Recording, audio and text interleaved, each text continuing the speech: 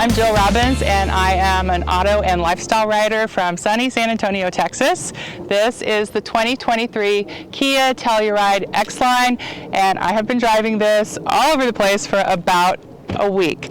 I've been to a professional conference in Arklatex, which is where Louisiana, Arkansas, and Texas intersect, and I've had car seats, I've had kids, I've had my girlfriends, I've had a lot of different people in this car, more than I'd usually have driving around, and we've had a lot of adventures so far. I gotta tell you something, I really like this car. I've reviewed a lot of cars, I really like this one, I would buy it. It's hip.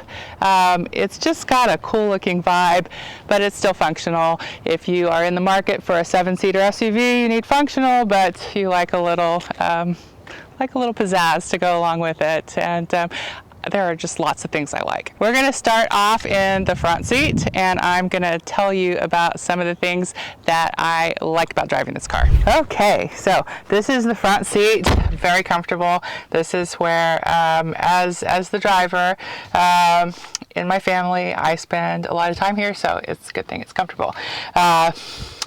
Got the leather covered steering wheel. It just adds like a touch of luxury, and this is one of the top of the line Kia Telluride. So it's got the really nice luxurious leather trim, really beautiful soft leather. It smells good, and the wood trim here on the console, and then you've got the leather covered dash. So everything here just feels really right and feels really comfy. I'm going to talk about this beautiful large screen here in a second when I turn it on, and you can see everything that it does. But essentially this is where everything happens, and this is where you do most of the control work for the Telluride. And warning, you're going to be spoiled with this screen, and you're going to want one in everything you drive, because that's pretty much how I feel. But you've got the controls on the steering wheel, and then all the temperature stuff for me as a driver here, and in the rear seats is controlled here. You've got the individually controlled heated and cooled seats, and the heated steering wheel, which is really nice on cold days. And then this roomy, very functional console. There's the plugins here for your devices. This also has wireless Apple CarPlay, so it's got the charging plate here, and then you can use this for another device or somebody else. But there's 2 cup holders. I like to have 2 cup holders just for me, because when I'm driving, especially doing a long trip like I just did, I want my water and maybe a coffee or some other sort of caffeinated drink. So I like having 2 places. And then this little cubby right here, I've been using it to keep the car keys when I'm driving, and my sunglasses, but it can also hold a third drink if it needs to, if it's kind of squishy, like this one. Before we turn everything on, I have a surprise for you. And this is sort of a litmus test that I sort of look at when I decide whether a car is good for me. So I carry a purse or handbag most everywhere I go, and I like some place to put my purse. And my whole big purse fits in here, and it's not as full as it usually is, but this goes in there. So there is a lot of room, and also another outlet in there, but lots and lots of room. And there's also a tray that goes with it, so that you can, whatever you want to put in here, you can keep your change or, mints or things like that in there. But I always want to know, where am I going to put my purse? Because especially if I'm going to leave my car and go walking, or do something where I don't want to carry my purse, it's not going to sit on the front seat. And if I'm driving with somebody, they probably don't want to hold my purse. If it's down there, I can't reach it. So this is very handy. We're going to turn the car on now, and I'm going to show you all the things that this screen can do. Ta-da! I'm the only driver, but this is a really handy feature where you can set up another driver profile, so you can just push a button and have your seat selection, or however you like your seat to be. So very nice media screen, very easy to navigate, just all these features. The user's manual is even on there, and I'm going to show you, and this is another way to control the climate. I've got Sirius radio on here. I can easily navigate my tunes or my music. If I use Apple CarPlay, I can get my maps and my Spotify and my Audible and the things that I like when I'm driving. But I'm going to show you this because this is my favorite feature, I think, I think it's really cool. I think anyone with kids frequently in the back seat is going to like this one. So watch this. So this is a microphone, and I am talking in my normal tone of voice, but it's picking up what I'm saying in my quiet normal tone of voice, and it's broadcasting it back to the rear speakers in the back seat. So if I want to address someone in the rear seat, I don't have to scream at them or shout or raise my voice. I can just talk in my normal tone of voice, and the speakers in the third row pick it up. Okay, here's another feature I really like, and I use this a lot on my trip, and I want to show it to you. So I'm on the home screen. I'm going to set up and to vehicle, and there's all these options, but I'm going to choose seat. Lumbar stabilization system while driving. Now what this is okay, your lumbar region is your lower back, right? So you get support. It's not like a massage chair, but you can feel the car working with you to support your lower back. So you can set it to every 30 minutes, which is what it's defaulted to. You can do it every 60 minutes, or you can turn it off entirely if you don't like that. But you can see on the little diagram right there where the support comes from, and this reduces your pressure on your spine. It really makes longer haul driving so much more comfortable. I have intermittent back pain, and it seems like it's exaggerated with a long drive, and I think this feature just really hit it out of the park and kept me comfortable. It felt good while I was driving, and I felt good when I got to where I was going. So I really like that feature. Another feature that I really like, and I think that this is a good and very useful feature for parents, or really anybody who's driving with sort of separate entertainment agendas than the people who may be sitting in the rear seat.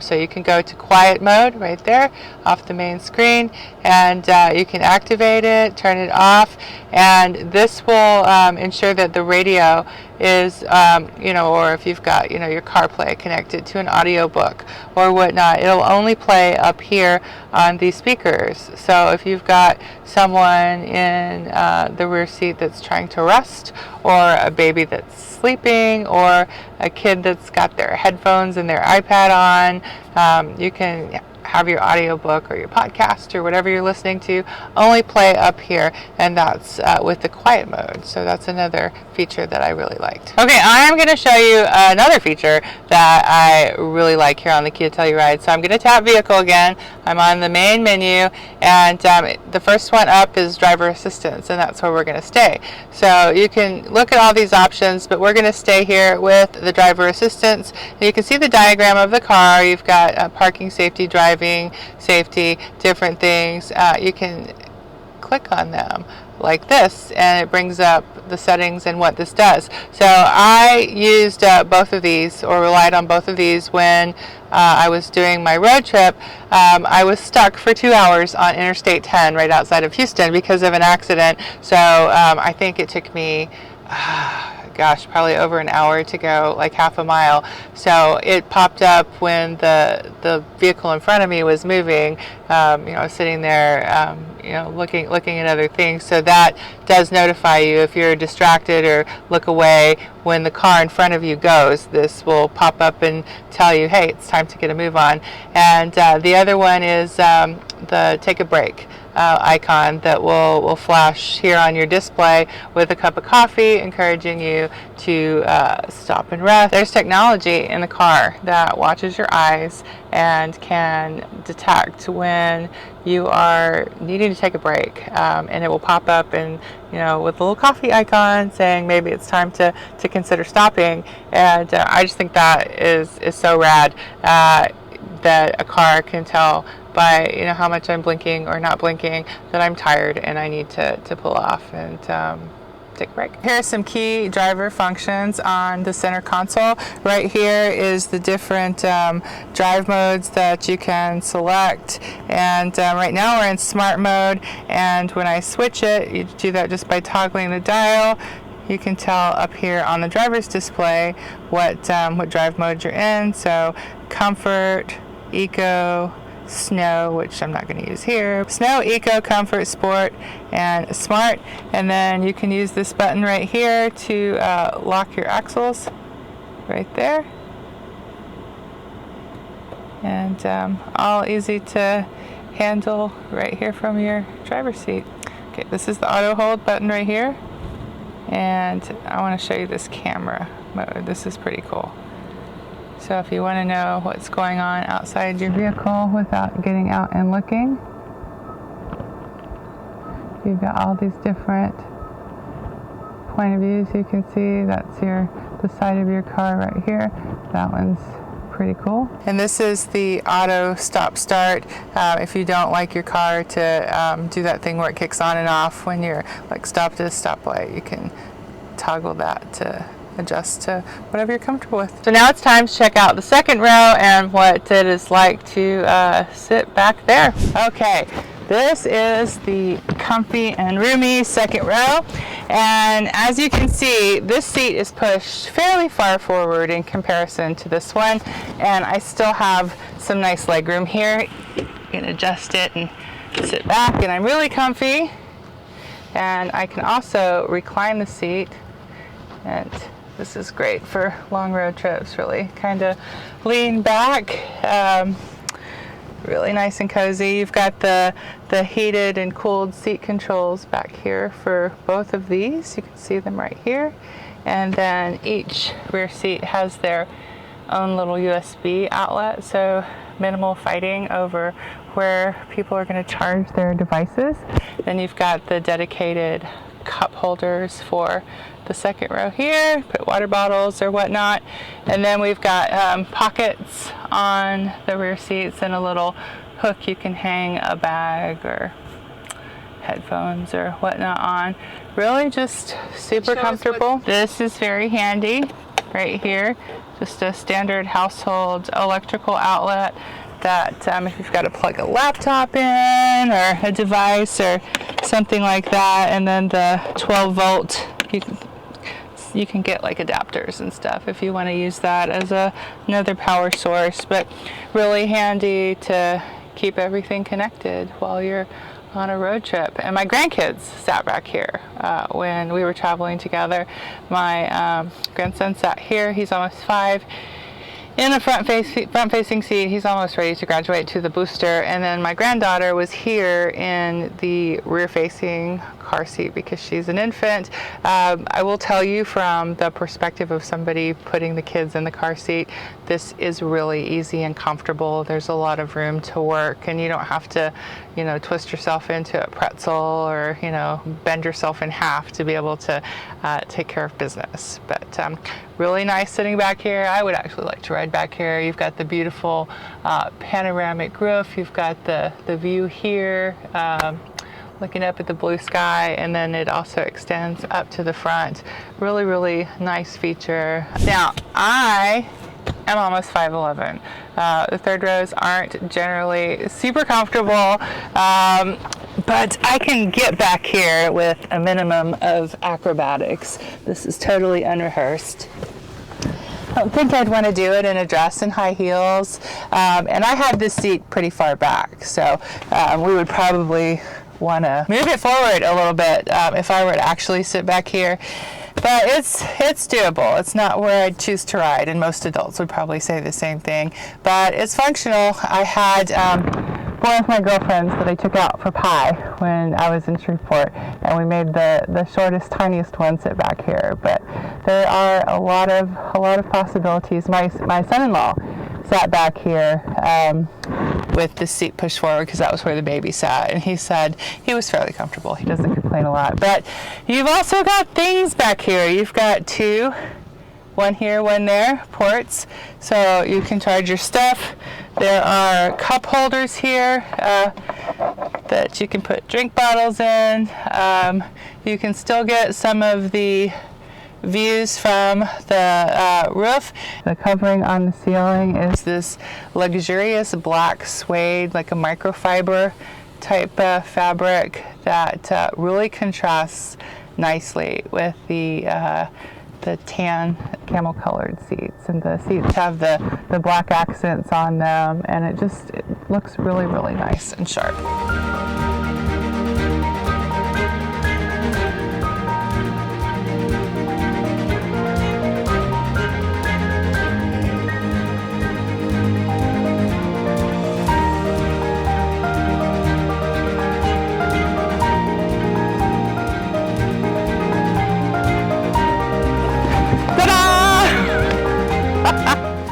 Would not want to do that in 4-inch heels and a short skirt, but I managed. Okay, now we're going to take a look at the cargo space in the Telluride. So I'm going to open up the back. There's a little button right under there, easy to find.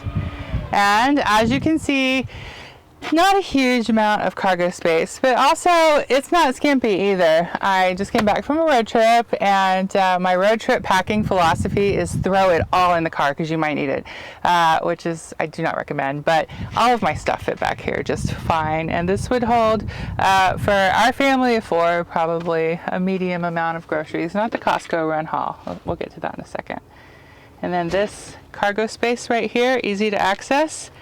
And you can hide things, put your Christmas presents. I like to use this for my purse if I'm stopping to go to a park to go for a walk or exercise, and you don't want to keep your purse out in full view. But these, this is 3rd row right here, pretty easy to lay it down. You just pull that right there, give that a little gentle push. Same thing on this side. Ta-da! So much space. Now this is your suitcases and your giant Costco pallets of water and whatever else you would want to put back here, and you still have room for 4 people to sit very comfortably. So that's the rear cargo space, and I'm going to go ahead and put them up again just to show you that anybody can do this. It's not anything that really took me any brain power to figure out how the seats come up and down, which is always a good thing. If that still isn't enough space for whatever you're gonna cart around, then these 2 buttons right here. And now you have the full cabin for cargo. If you're buying stuff at Home Depot or helping somebody move, you've got all this space where you can put things. And then when you want to close it, there's this button right here. Ta-da! So this is the 2023 Kia Telluride X-Line, which is the second to the top of the line Kia Telluride. It's 291 horsepower with a V6. It's really fun to drive on the highway. It's got some definite giddy up and go.